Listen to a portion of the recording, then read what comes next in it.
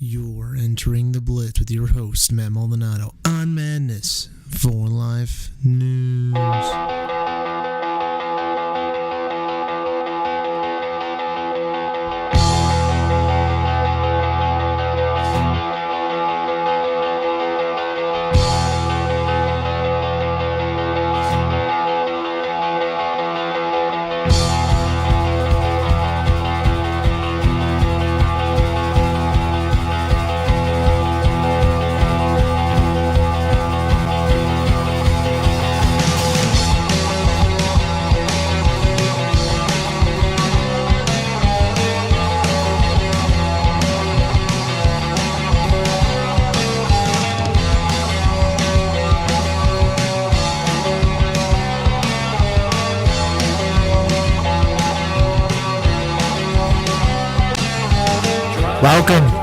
Welcome, ladies and gentlemen.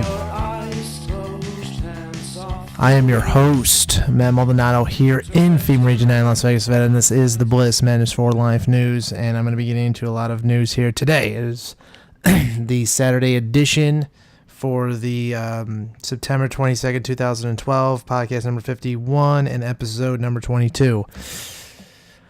I am kind of late doing this, so please bear with me. I'm going to be doing also the Sunday edition, hopefully today. I'm not sure, but hopefully I could do this. So let's get on with the news right now. Iran may launch, this is from RT, Iran may launch a preemptive strike on Israel. Conflict could grow into World War III, senior commander. An Iranian military official has warned that military conflict between Iran and Israel could turn into World War III. He added that if Israel is putting the final touches on attacking Iran, a preemptive strike against Tel Aviv would ensue. Israel cannot imagine the force of Iran's response if Tel Aviv attacks it. Brigadier General Amar el-Halasid told Iran's Arabic language television network it will sustain heavy damage and that it will be a prelude to its obliteration, he said. He added that Iran does not see this happening at the moment because he does not believe that Israel would conduct an attack without its strongest ally, the United States. If America does not decide to back an Israeli plan to strike Iran, Halasid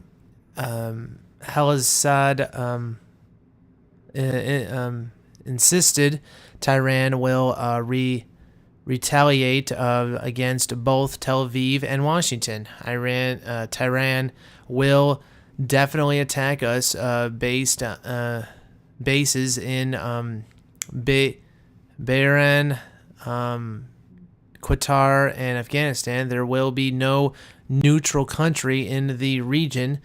He said to us, these bases are equal to U.S. soil.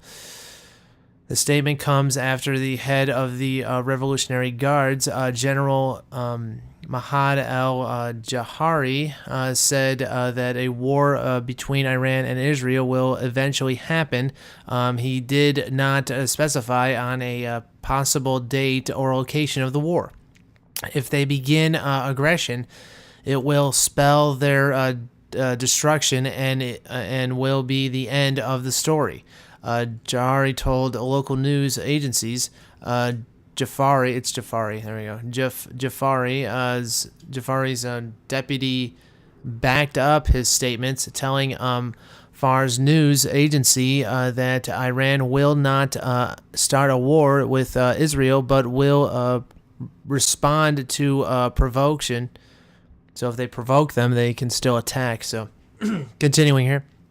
Iran's defense strategy is based on the assumption that we will engage in a war, a massive battle against a global coalition led by the U.S. Deputy Commander of Iran's Revolutionary Guard, Brigadier General Hassan Somaili, said, if the Zionists act against Iran, it will be a historical opportunity for the Islamic Revolution to wipe them off the world's geologic history. He continued, the latest statements come in response to Tel Aviv's threats to attack Iran's nuclear faculties. Israel's insists that numerous sanctions have failed to cram Tehran's alleged nuclear weapons program. On September 2nd, Prime Minister Benjamin Netanyahu issued world powers, including the U.S., of falling to draw a clear red line. Until Iran sees this clear red line and this determination, it wouldn't stop advancing its nuclear program. Iran must never be allowed to acquire nuclear arms, Netanyahu said. The Obama administration refused to meet Israelis' demand. On September 14th, President Barack Obama said that there would not be any red lines or deadlines because there remains time and space for diplomacy, actually. Sorry about that. It's diplomacy. The statements concluded with U.S.-led anti-mine sweeping exercises currently taking place in the Persian Gulf. The drills are being interpreted as a show of force, warning Tehran not to disrupt vital oil routes in the Strait of Hormuz. American officials insisted that the exercises were entirely defensive in nature and not directed at any particular country. As tensions continues to mount between Israel and Iran, Tehran continues to insist that its nuclear program is only for peaceful processes. And that's it with that article. Next one. Libya to dissolve militants as Islamist strongholds fall. This is still from RT.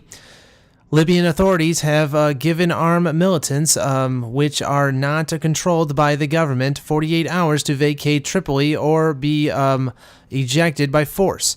This comes after pro-government activists stormed the headquarters of a radical Safarist group in Bangladesh. The government argued the army to oppose its authority by putting its own officers at the head of armed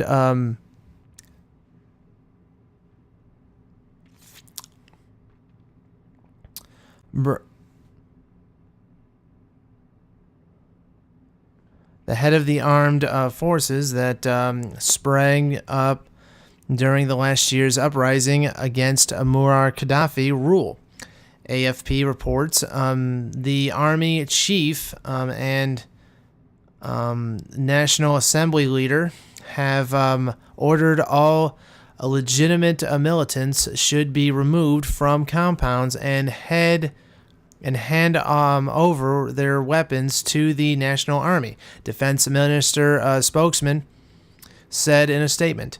The groups were given 48 hours to comply, but Basari advised the militants to start moving out immediately. The violent takeover of the Bangladeshi stronghold of Sahar el-Shihari, militant by local residents on Friday, claimed at least 11 lives and left some 70 wounded. 6 of them were militant men apparently executed, whose bodies were found at the outskirts of the city. The government decided to put in place operation rooms in the eastern city, bringing together the military forces of interior and defense ministers and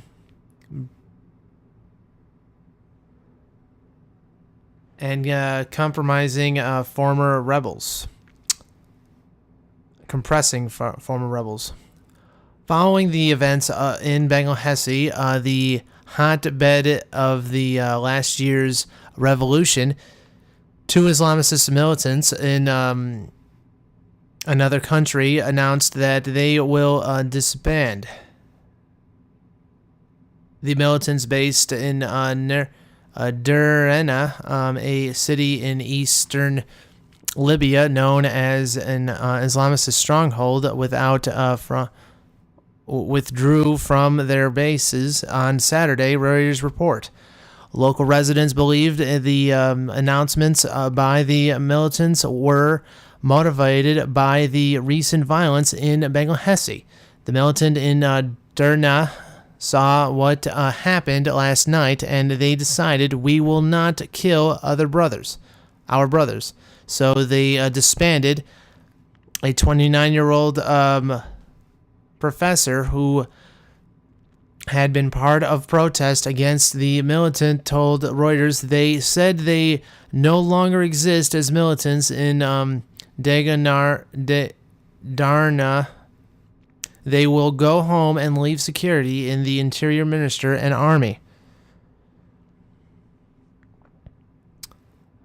Two fighters told, the 27-year-old, Embu Slam fighter told the news agency that fighters decided to disband following a non-violent confrontation with protesters.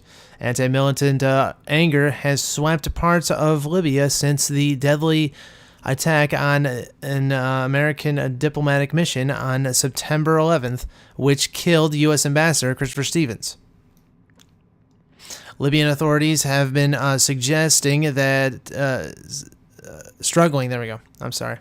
Libyan authorities have been struggling to secure control over the numerous but not always allied militants and other groups that brought about Gaddafi's downfall in 2011.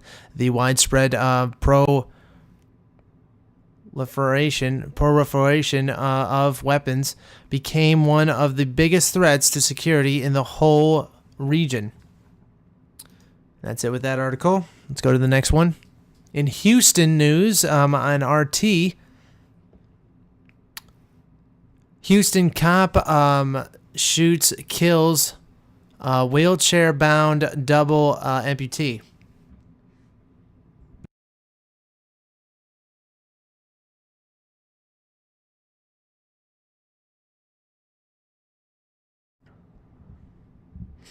A police officer in Houston has shot and killed a amputee in a wheelchair after the man threatened his partner with what turned out to be a pen. The shooting happened in a group home, the owner of which called the police saying the man was causing a disturbance. Well, instead of actually firing your weapon, you could have easily diffused the situation by disarming him with the pen. But hey, that's but what do I know? What do I know? Well, continuing here, police representatives said that when two officers arrived, the disabled man cornered one policeman and threatened him with a metal object. Another officer opened fire, saying was forced to take action, fearing for his partner's safety and his own safety after the man refused to calm down and remained still, police told AP. Later, the metal object that the one-armed, one-legged, wheelchair-bound man was waving turned out to be a pen. Police revealed that the dead man's name was Brian Coolidge, aged in his 40s. The shooting officer was identified as Matthew Jacob Martin, who has been a serving policeman for 5 years. He was placed on 3 days administrative leave, which is a standard procedure for all shootings linked with officers. Martin was reportedly involved in another fatal suspect shooting 3 years ago. The owner of the group home, John Garcia, told the Houston Chronicle that the deceased Brian Coolidge Brian Coolidge had been living at the place for approximately a year and a half and was mentally ill. He sometimes would go off a bit, but you just ignore it, Garcia told the Houston Chronicle. He lost the man, Brian Coolidge, Coolunch, lost his arm and leg after being hit by a train. Ouch. He had told Garcia. Wow.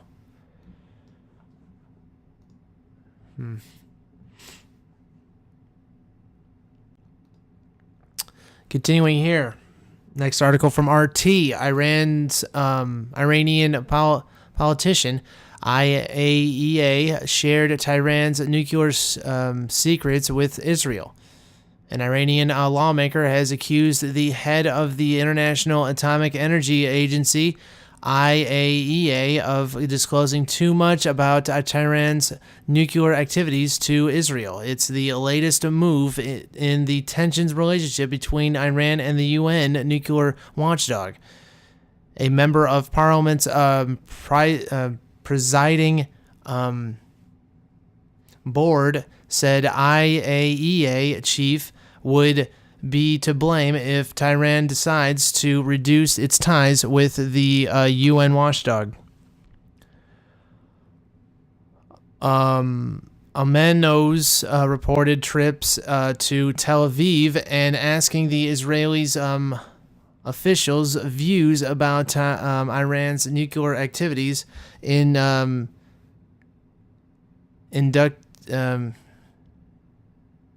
indicates that Iran's nuclear information has been disclosed to the Zionist regime in Israel and other enemies of the Islamic Republic, he told Press TV. Continuing here, despite his statements, Iran's parliament has no part in deciding whether or not Tehran will actually cut ties with the IAEA. That decision will be left to the country's top officials. The IAEA has not responded to the claim, which is the second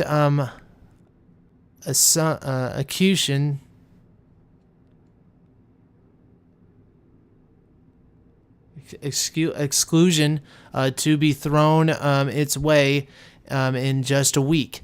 Last week, Iranian nuclear energy chief said terrorists might have accessed the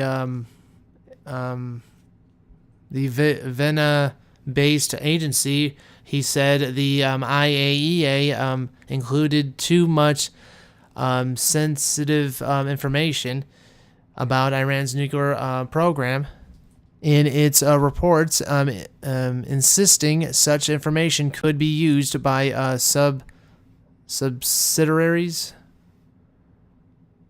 Iran has also accused the IAEA of sending spies disguised as inspectors to collect information about its nuclear activities, referencing alleged links of information by inspectors to the U.S. and other officials.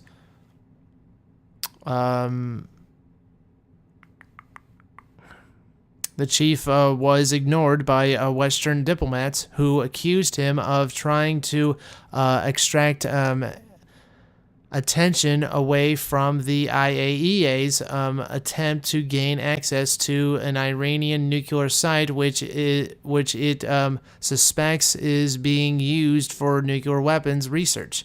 The U.S., Israel, and some of their allies maintained that Tehran is using its nuclear faculties to develop atomic weapons, a claim that Iran denies.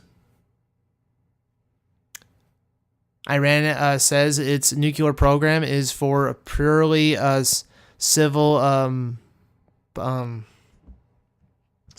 purposes, and that is entitled to develop and acquire nuclear technology, meaning nuclear energy, for peaceful reasons, such it is a signature to the Nuclear Non-Proliferation Treaty and a member of the IAEA, but rather Iran will continue to put part of the Non-Proliferation Treaty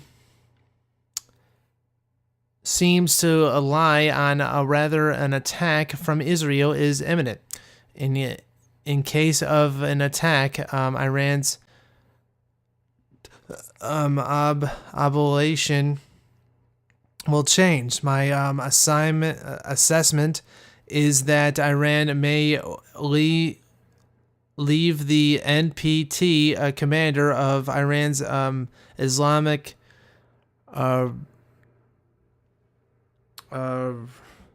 Revolution Guards, the IRGC, Major General Jafari told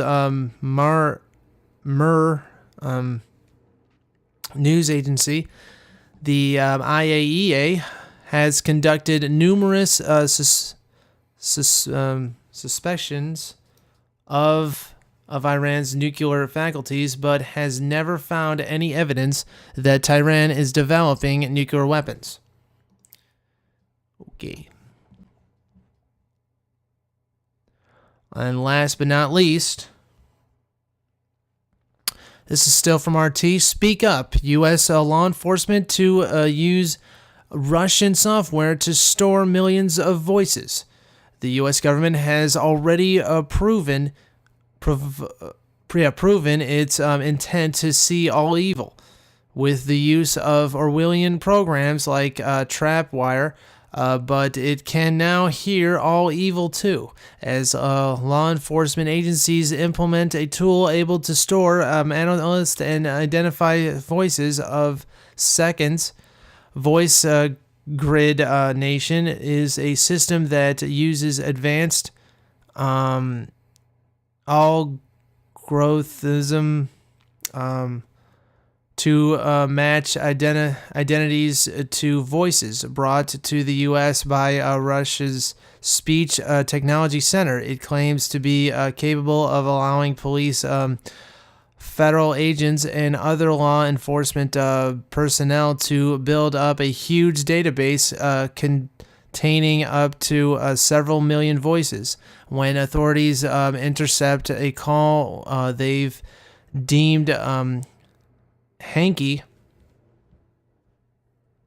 the recording is entered into the voice grid program, which probably buzzes and wears and spits out a message in 5 seconds. The program can scan through 10,000 voices, and it only needs 3 seconds for speech analysts.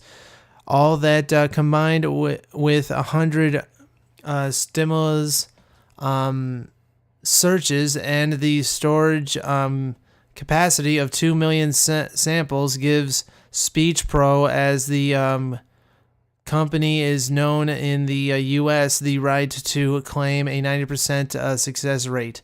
According to Slate.com's Ryan Glennar,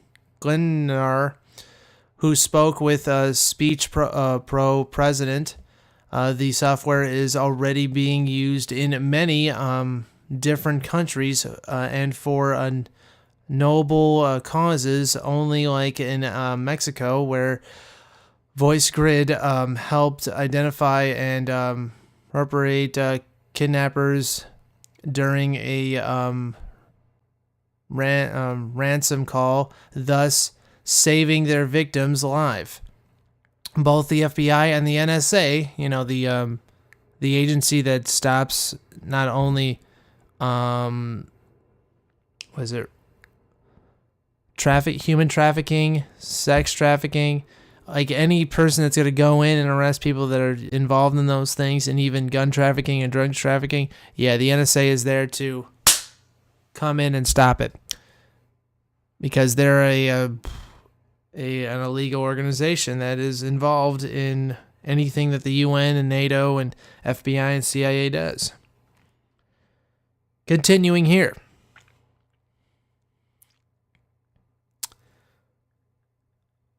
Both the FBI and the NSA have expressed interest in the program, which is also expected to be used at 911 call centers and police precincts. And sample lists would of course contain persons of interest, known criminals, terror suspects, or people on a watch list, or would it? The definition of suspect has been known to be loosely interpreted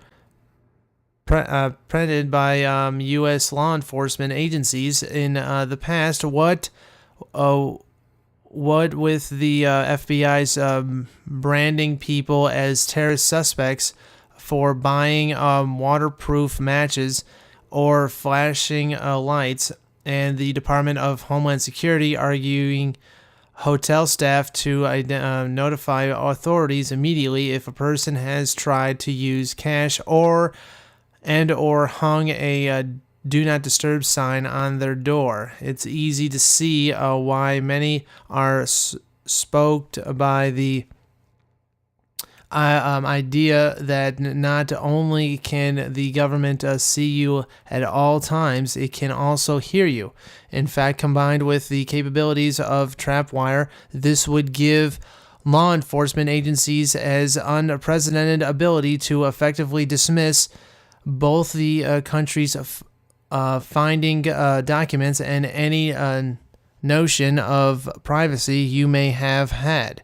An unsuspicious law-abiding citizen would obviously have to read his private messages or broadcast his phone calls out loud to be considered above broad,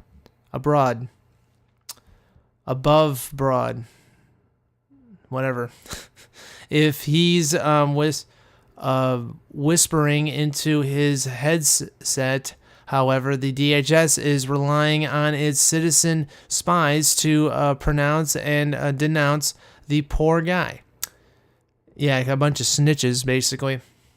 So law enforcement agencies now have trapwire to all the better to see you with, and voice guard all the better to hear you with.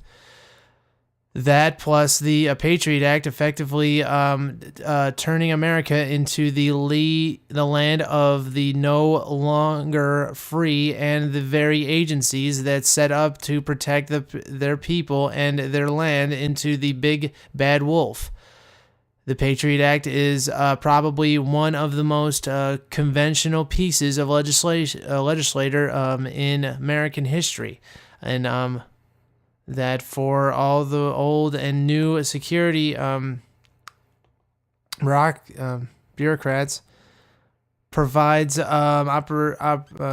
appropriate tools required to intercept and terrorism. But the tools included in the bill weren't and still aren't considered appropriate by many. Wiretaps and electronic surveillance were alleged legalized. Arrests were made on a daily basis. When the number of those detained reached 1,200, officials stopped counting. personnel records no longer remained personal. And that was only the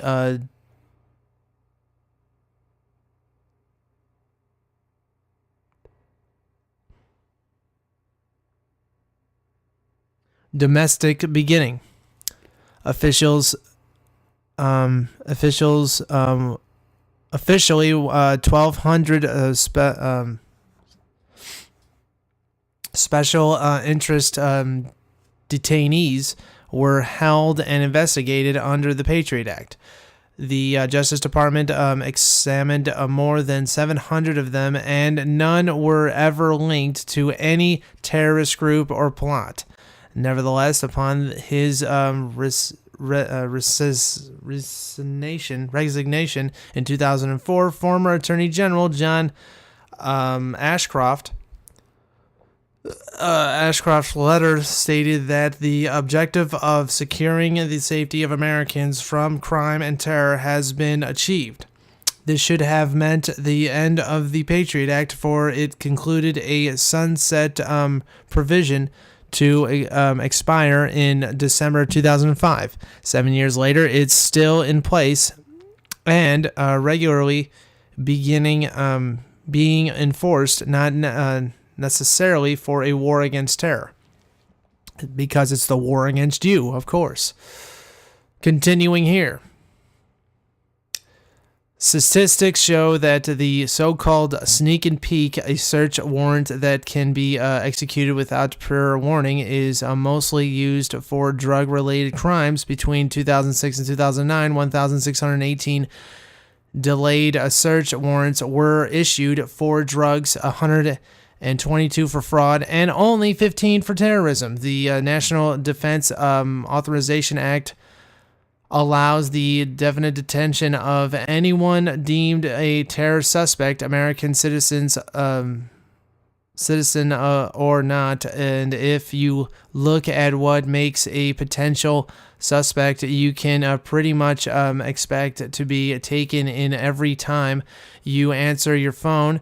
So bottom line, you can be heard making a hotel reservation and then seen trying to pay cash, for example, or looking stressed at breakfast and then detained as a suspect under the NDAA.